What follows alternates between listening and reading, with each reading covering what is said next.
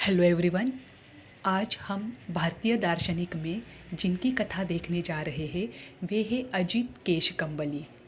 अजित केशकम्बली श्रमण भगवान महावीर स्वामी तथा गौतम बुद्ध के समकालीन थे। उनका नाम अजित था तथा केशों से बनी हुई कंबल वो धारण करते थे, जिस कारण से वह अजित केशकम्बली के नाम से प्रसिद्ध हुए। और उनका सैद्धांतिक मत था उच्छेदवाद। उच्छेदवाद का अर्थ होता है जो आत्मा के भी नित्यता को न माने।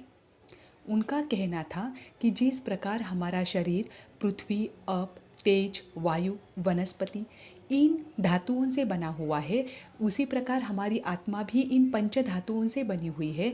और जिस प्रकार यह शरीर नष्ट हो जाता है, उसी प्रकार हमारी आत्मा भी नष्ट हो जाती है। आत्मा का भी उच्छेद हो जाता है, ये बाद में आत्मा भी नहीं रहती है। इसीलिए पुण्य, पाप, दान, यज्ञ ये सारी जो क्रिया है यह व्यर्थ है, यह बाद में टिकने वाली नहीं है। ये उनका सिद्धांत था।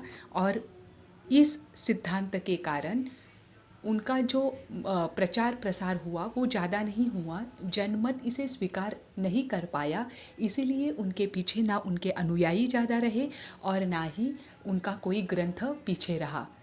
वे ऐसे आचार्य थे जो हर जगह भारत के क्षेत्रों में घूमने वाले जो प्रधान आचार्य थे उनमें उन्होंने विचरण भी किया, परंतु अपने सिद्धांत का ज़्यादा प्रचार प्रसार वो नहीं कर पाए इस उच्छेदवाद के कारण। आज हम दूसरे आचार्य या दूसरे दार्शनिक जो देखने जा रहे हैं भारतीय दर्शन के, वो है मंखलीपुत्र गोशालक। मंखलीपुत्र गोशालक यह मंख पुत्र थे। और एक मान्यता है कि मंख वे लोग होते हैं जो गाना गाकर या फिर नाचकर अपने हर जगह घूमते हैं और अपने जीवन यापन करते हैं। उनके साथ हमेशा मूर्ति रहा करती है और उनका पुत्र होने के कारण उनको मंखली पुत्र कहते हैं। और गौशाला में जन्म हुआ था उनका, इस कारण उनका नाम गोशालक पड़ा। उनकी माता का नाम भद्रा था। ये मंखली पुत्र गोशालक जो भगवान महावीर है उनसे बड़े थे, परंतु वो भगवान महावीर को नालंदा तंतुवाई शाला के नज़दीक मिले थे, जहाँ पर श्रमण भगवान महावीर स्वामी ध्यान के मुद्रा में थे। और वहाँ पर मंखलीपुत्र गोशालक ने उनका शिष्यत्व अंगीकार किया था। 6 साल तक वो निरंतर श्रमण भगवान महावीर स्वामी के साथ रहे।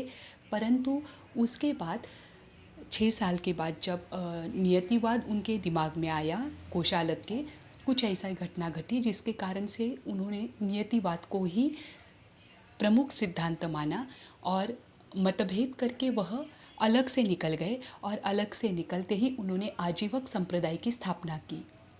आजीवक मत, इसके 2 नाम हैं, नियतिवाद और प्रकृतिवाद।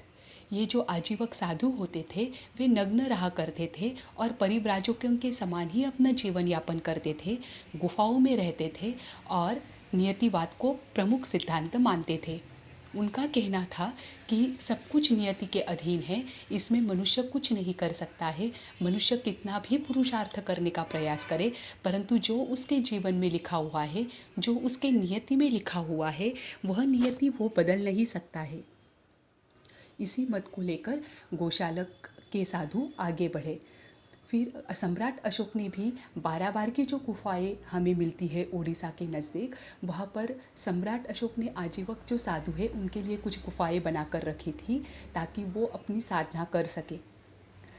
इनके बहुत शिष्य हुए, उसमें से 6 शिष्यों के नाम तो हमें मिल जाते हैं, परंतु बाकी के शिष्यों के नाम भी नहीं मिलते हैं। और आज आजीवक मत के बहुत कम अनुयायी हमें देखने को मिलते हैं और जो नहीं के बराबर है, कहते हैं इसका विच्छेद हुआ है।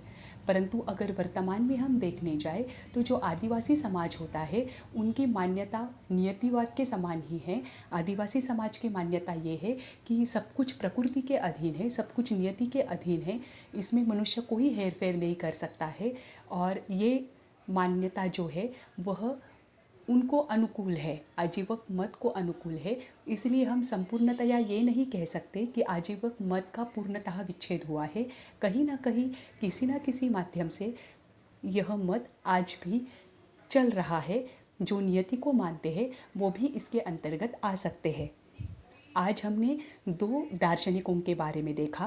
पहले थे अजित केशकम्बली, जिनका मत था उच्छेदवाद। दूसरे थे मंखलीपुत्र गोशालक, जिन्होंने नियतिवाद यानी आजीवक मत की स्थापना की थी। अब आज के वीडियो से संबंधित मैं आपको 3 प्रश्न पूछने जा रही हूँ। उस 3 प्रश्नों के उत्तर आप देने का प्रयास करना। प्रश्न क्रमांक 1, उच्छेदवाद मत की स्थापना किसने की थी? 5 सेकंड से आपके लिए।